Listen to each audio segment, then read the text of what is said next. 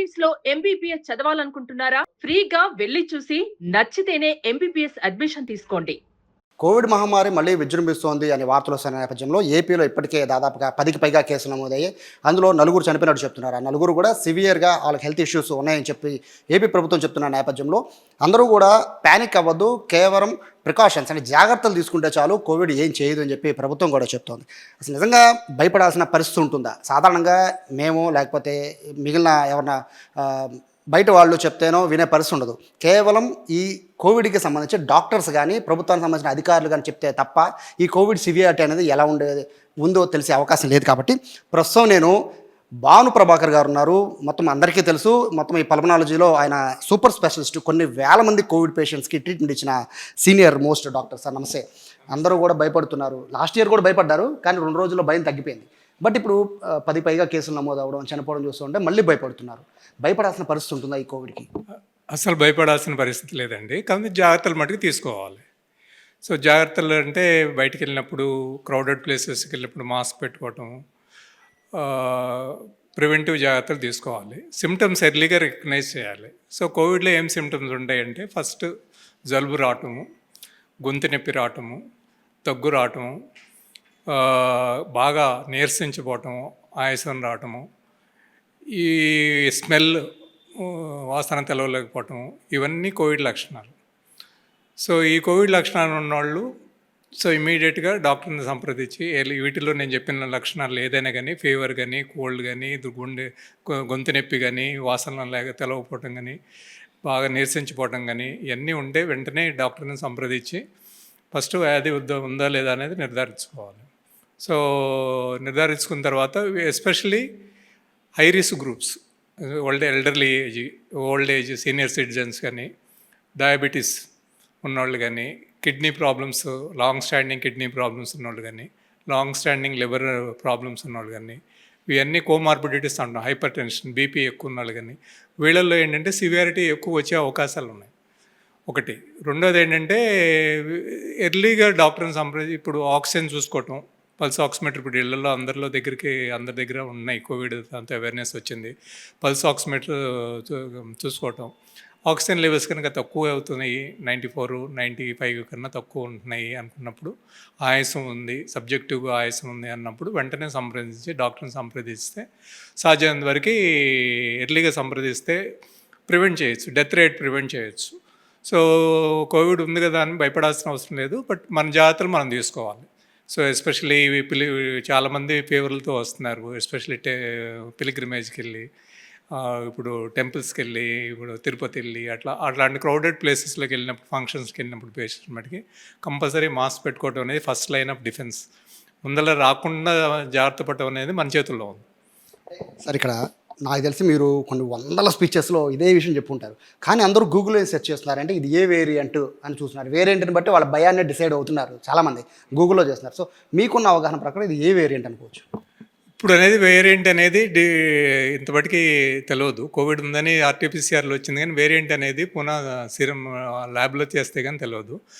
Last time detect అయినప్పుడు Omicron variant ఉంది. ఇప్పుడు ఏ వేరియంట్ అనేది ఇంకా డిసైడ్ అవ్వలేదు. ఇంకా ల్యాబ్ నుంచి వస్తే కానీ ఇండియాలో ఏ వేరియంట్ సర్క్యులేట్ అవుతుంది అనేది మనకు తెలియదు. కానీ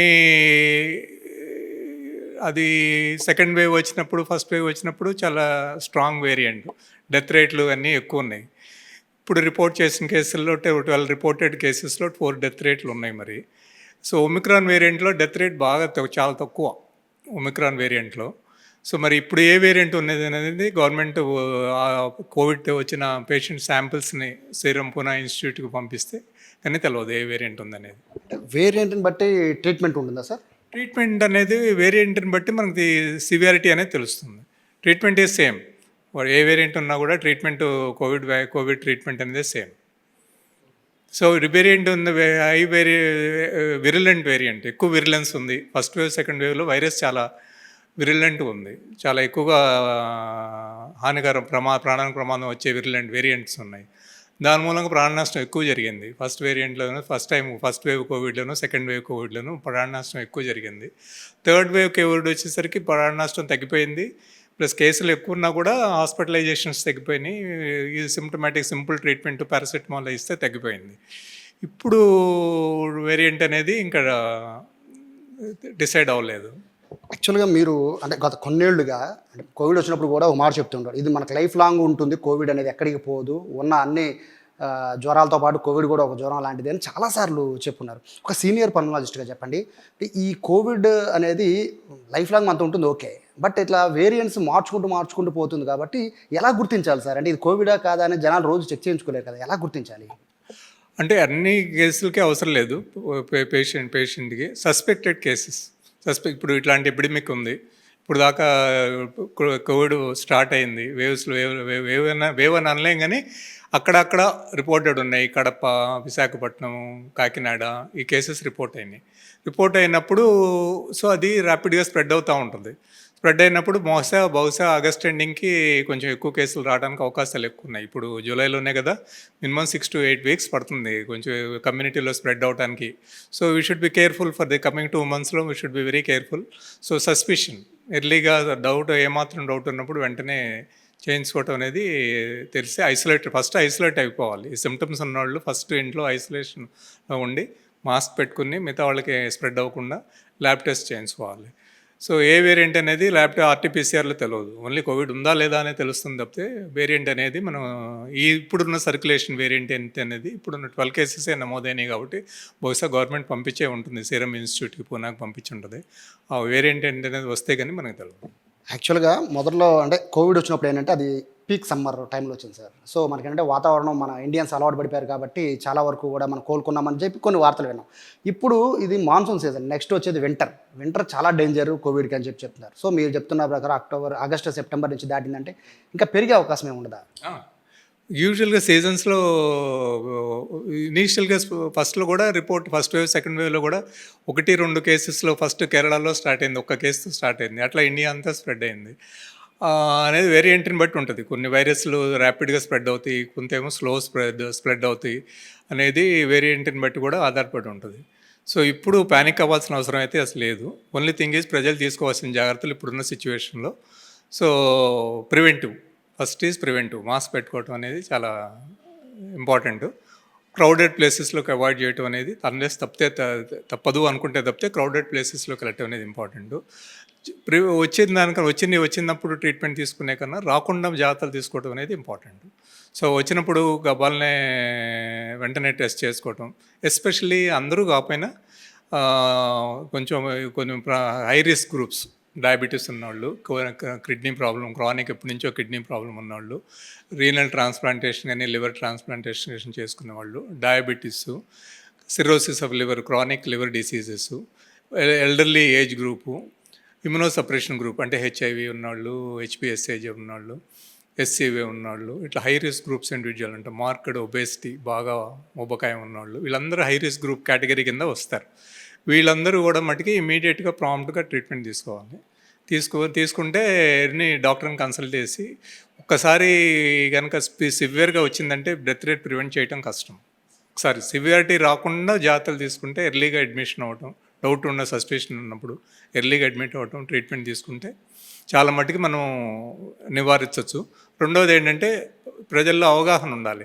మనకి ఏదన్నా కోల్డ్ కాఫ్ ఉన్నప్పుడు మనకి ఎట్లాగో వచ్చింది, మన నుంచి వేరే వాళ్ళకి స్ప్రెడ్ చేయకుండా మనం ఒక 5 days to 1 week ఐసోలేషన్గా, ఒక 1 week ఐసోలేషన్. యాక్చువల్లీ ఇదే క్వశ్చన్ మిమ్మల్ని అడగబోతున్నాను సార్. సీజన్ మారాక మనలో ఆరోగ్యాల్లో కూడా మార్పులు మనకి సహజంగానే మారుతూ ఉంటాయి.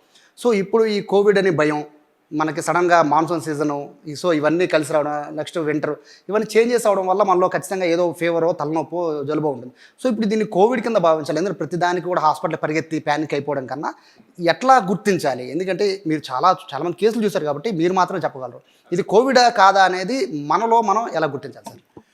కోవిడ్కి కొన్ని స్పెసిఫిక్ లక్షణాలు ఉన్నాయి. ఒకటి ఏంటంటే స్మెల్ తెలియటం అనేది, యూజువల్గా మిగతా వైరసెస్లో ఇది ఉండదు, స్మెల్ తగ్గపోవటం అనేది ఇవన్నీ ఉండదు. మిగతా వైరస్లో అంత ప్రమాదకరమైంది కాదు. కోవిడ్ను ఇన్ఫ్లుయెన్జా వైరస్లో కూడా ఎక్కువగా స్వైన్ ఫ్లూ, ఈ మూడిట్లో as long as upper respiratory infection, cold, throat వరకు ఉన్నంతసేపు మనకు ప్రమాదం ఉండదు. ఎప్పుడైతే ఈ మూడిట్లో స్వైన్ ఫ్లూ కానీ, కోవిడ్ కానీ, ఫ్లూ వైరస్ కానీ లంగ్లోకి అటాక్ అయిందంటే మటుకు ప్రాణానికి ప్రమాదం ఉంటుంది. లంగ్లోకి అటాక్ అయిందా లేదా అనేది మనకు ఎట్లా తెలుస్తుందంటే సివియర్ కాఫ్, ఆయాసం నార్మల్గా మనం 18 సార్లు పీల్చుకుంటాం బ్రీతింగ్, వాళ్ళు 28 టైమ్స్, 30 టైమ్స్, 35 టైమ్స్ పీల్చుకుంటున్నారు అనుకున్నప్పుడు ఎక్స్రే తీసుకుని లంగ్లో కనుక అటాక్ అయినప్పుడు ఇమీడియట్గా హాస్పిటలైజ్ అవ్వాలి. సో వన్స్ లోయర్ రెస్పిరేటరీ ఇన్ఫెక్షన్కి వెళ్ళిందంటే సో ప్రాణం కూడా ప్రమాదం అవ్వచ్చు. Covid is like just any other virus, ప్రాణానికి ప్రమాదం మిగతా వైరస్లు ఎట్లాగో ఇది కూడా అట్లాగే. కాబట్టి దీనికే పెద్ద ప్యానిక్ అవ్వాల్సిన అవసరం లేదు. ఓన్లీ థింగ్ ఈజ్ కొంచెం అవగాహన ఉండటం, ఎస్పెషల్లీ ఆక్సిజన్ లెవెల్స్ తక్కువ అవుతున్నాయి, ఆయాసం ఉంది అన్నప్పుడు ఇమీడియట్గా వెంటనే డాక్టర్ని సంప్రదించి ఇమీడియట్గా హాస్పిటలైజ్ అవ్వటం అనేది చాలా ముఖ్యం. ఎస్పెషల్లీ ఆక్సిజన్ లెవెల్స్ తక్కువ అవుతున్నప్పుడు ఇమీడియట్గా అడ్మిట్ అయ్యి ఏ వైరస్ ఏంటి అనేది డిసైడ్ చేసుకుని దాన్ని బట్టి ట్రీట్మెంట్ ఇవ్వటం అనేది ఉత్తమం. సార్ ఫైనల్ క్వశ్చన్ చెప్పండి. చిన్నపిల్లలు అందరికీ కూడా భయపడేది ఏంటంటే చిన్నపిల్లల్లో కోవిడ్ వస్తుందా అనేది ఫస్ట్ నుంచి ఇలాంటి వాళ్ళు చాలామంది కాదన్నారు.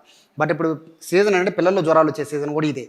సో ఈ కోవిడ్ అంటే మీరు వచ్చిన పుణే నుంచి వచ్చాక కానీ చెప్పలేమని మీరు అంటున్నారు. బట్ మీకున్న అవగాహన ప్రకారం కోవిడ్ అనేది పిల్లల్లో సోకుతుందా, వాళ్ళకి ఏమైనా ఇబ్బంది కలిగే అవకాశం ఉంటుందా?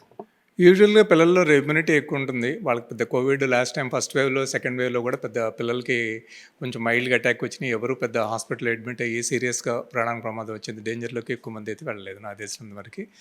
సో యూజువల్గా ఏంటంటే మాకు వచ్చే పేషెంట్స్ అడల్ట్ పేషెంట్సే వస్తారు కాబట్టి మాకు పీడియాట్రిక్స్తో ఎక్స్పోజర్ తక్కువ. బట్ మా పీడియాట్రిక్స్ కొలీగ్స్తో వాళ్ళతో మాట్లాడినప్పుడు ఏంటంటే వాళ్ళకు కూడా ఉన్నాయి కానీ బట్ ఓన్లీ కోల్డ్ వరకే ఉన్నాయి తప్పితే కింద లోయర్ రెస్పిరేటరీ అంటే లంగ్లోకి ఇన్వాల్వ్మెంట్ పెద్ద లేవు లాస్ట్ టైం. ఈవెన్ అంత సివియర్ స్టేజ్లో కూడా పిల్లల్లో ఫస్ట్ వేవ్లో కానీ సెకండ్ వేవ్లో కానీ థర్డ్ వేవ్లో కానీ పిల్లల్లో ఎప్పుడూ రాలేదు సివియారిటీ. సో అడల్ట్స్లోనే వచ్చినాయి సివియారిటీ. సో ఇది చాలా విలువైన సమాచారాన్ని చెప్పారు. ఫస్ట్ కంగారు పడకుండా ఉంటే చాలు, మన ప్రాణాన్ని నిలబెట్టచ్చు. కోవిడ్లో ప్రాథమిక సూత్రం ఇదే, అందరూ కూడా గుర్తించాలి. కంగారు పడితే ఖచ్చితంగా అది ఎఫెక్ట్ చూపించే అవకాశం ఉంటుంది. కాబట్టి జనాల్లోకి వెళ్లకుండా ఉండాలి. కోవిడ్ లక్షణాలకరమైతే ఇమీడియట్గా ఐసోలేట్ అవ్వాలి లేదా హాస్పిటల్లో అడ్మిట్ అవ్వాలి. ఈ 3 మాత్రమే చేయాల్సిన పనులు కోవిడ్ని నివారించాలంటే. ఫస్ట్ నుంచి డాక్టర్స్ అందరూ కూడా చెప్తున్నారు కోవిడ్ అనేది మనలో ఉంటుంది, మనతోనే ఉంటుంది. అన్ని జ్వరాలకు కోవిడ్ కూడా ఒక జ్వరమే. బట్ ఏదైతే వేరియంట్ మారుతూ ఉంటుందో దాని ప్రభావం అనేది చేంజ్ అవుతుంది. కాబట్టి పూణే నుంచి వచ్చిన తర్వాత వేరియంట్ని బట్టి జాగ్రత్తలు ఏ మాత్రం తీసుకోవాలి అనేది నిర్ణయించే అవకాశం ఉంటుంది. ప్రభుత్వం అప్రమత్తం చేస్తోంది. ప్రతి ఒక్కరిని కూడా ప్యానిక్ అవ్వద్దు. అలాగే ఏమాత్రం మీకు కోవిడ్కి సంబంధించిన సిమ్టమ్స్ ఉంటే మాత్రం అలర్ట్ అవ్వమని చెప్పి ప్రభుత్వం చెప్పింది. డాక్టర్స్ కూడా అదే చెప్తున్నారు. కెమెరా పర్సన్ కృష్ణతో సాయి, సుమన్ టీవీ, విజయవాడ నుంచి.